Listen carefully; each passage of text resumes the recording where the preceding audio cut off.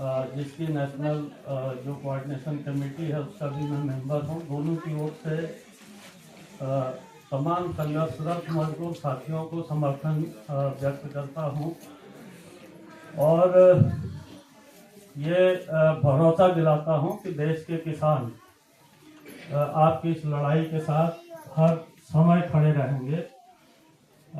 लंबे समय से हम लोग जब ये ऐतिहासिक किसान आंदोलन हुआ था दिल्ली के बॉर्डर पर, तभी से देश की ट्रेड यूनियनों का और हम किसान संगठनों का एक कोऑर्डिनेशन बना हुआ है और हम लोग मिल करके भी समय समय पर तमाम मुद्दों को लेकर के संयुक्त कार्रवाइयां करते हैं।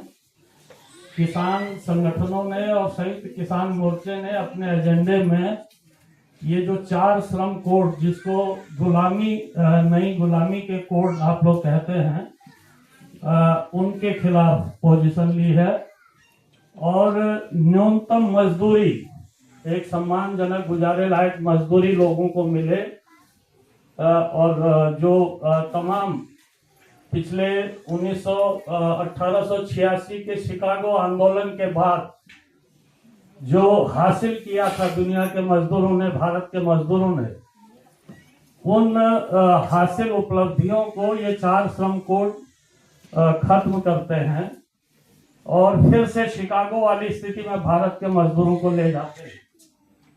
और हम लोगों ने देखा है कि 1886 में जो दमन शिकागो के मजदूरों पर हुआ था, वो दमन आज भी जारी है। मैं आज से 52 साल पहले दिल्ली आया था, 13 साल की उम्र में, बाल मजदूर बनने के लिए, और उन्हीं कारखानों में, उन्हीं फैक्ट्रियों में जिनमें आप सब लोग आज काम कर रहे हैं, न्यूनतम मजदूरी, न्यूनतम वेतन और एक सम्मानजनक जीवन की लड़ाई को लड़ रहे हैं। उस लड़ाई को 13 साल की उम्र से मैंने भी लड़ना शुरू किया।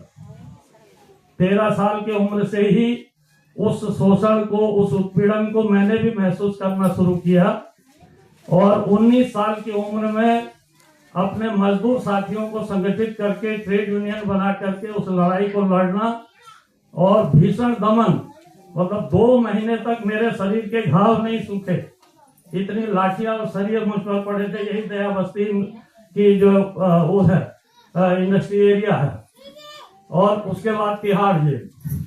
तो आज मैं आपके बीच एक किसान नेता के रूप में हूँ, लेकिन एक गरीब किसान परिवार से निकल के 13 साल की उम्र में मैं भी इसी दिल्ली में बाल मजदूर बन के आया और फिर मजदूरों की लड़ाई लड़ते लड़ते उन्हीं के लिए अपना जीवन समर्पित करने के लिए मैं कम्युनिस्ट पार्टी माले से जुड़ा और होल टाइमर उसका बंद करके ट्रेड यूनियन फ्रंट पर काम करते करते फिर आज किसान फ्रंट पर पिछले 25 साल से काम कर रहा हूं और आज लोग मुझे जो है देश के अंदर एक किसान नेता के रूप में जानते हैं।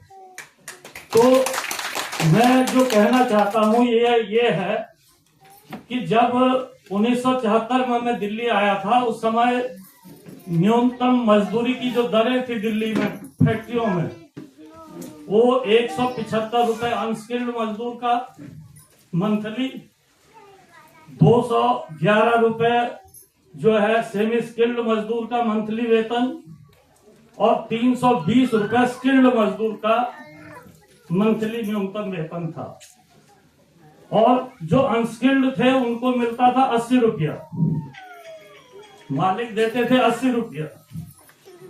तो उसी तरीके से जो सेमी स्किल्ड थे उनको 125, 150 से ऊपर नहीं मिलता था, 125 से ऊपर, और जो स्किल्ड थे उनको 200, 225 से ऊपर नहीं मिलता था। तब भी न्यूनतम मजदूरी लागू कराने के लिए लोग लड़ रहे थे और आज भी लोग न्यूनतम मजदूरी लागू कराने के लिए इसी दिल्ली के अंदर लड़ रहे हैं।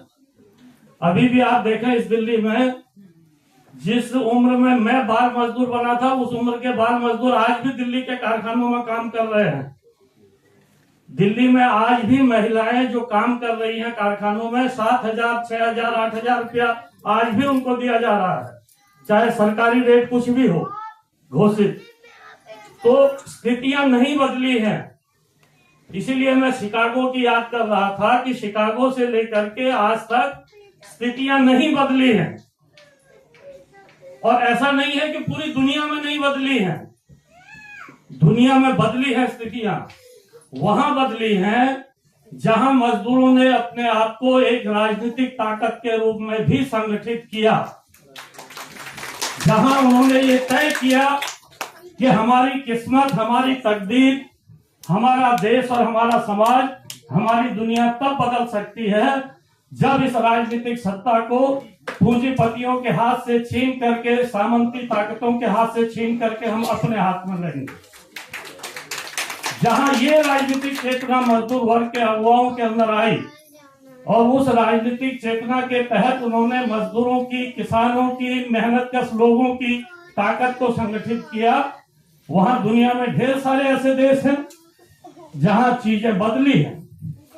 आज भी आप देखेंगे दुनिया में ऐसे देश जहां इतना गैप नहीं है जितना भारत में है। भारत में देखिए आज क्या है, न्यूनतम मजदूरी सम्मानजनक गुजारे लायक नहीं है और वेतन और इनकम का जो अंतर है, इसी भारत के अंदर एक मजदूर के लिए न्यूनतम मजदूरी दैनिक सरकार ने तय की है 245 रुपया, और उसको साल भर में सरकार के रिकॉर्ड के हिसाब से ही 50 दिन काम नहीं मिलता है।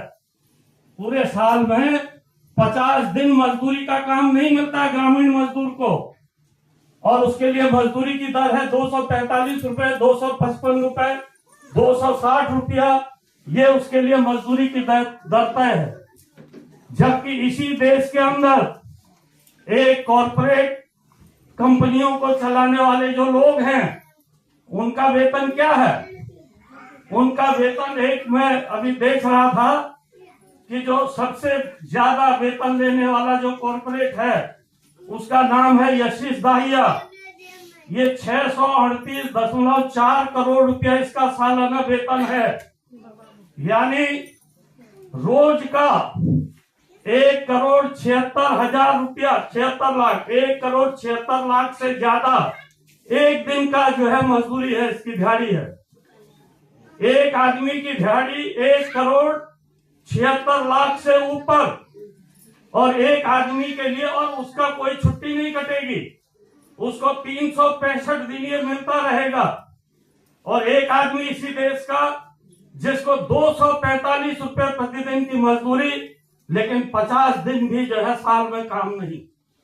ये जो गैर बराबरी है, और ये न सिर्फ हिंदुस्तान के अंदर है बल्कि दुनिया में तमाम देशों में है, कुछ देशों को छोड़ करके।